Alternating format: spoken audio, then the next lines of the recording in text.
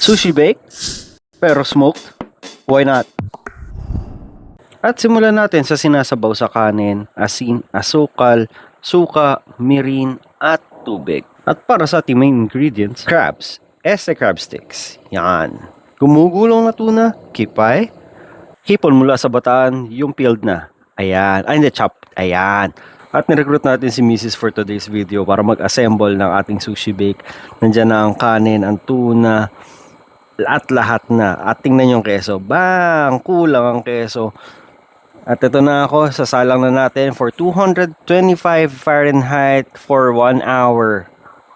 At ito na, 1 hour na, ang bilis, ano? So ito na siya, at muntikang pan nahulog. At ang lakas ng ulan. Nagtrabaho sa Circus Yarn.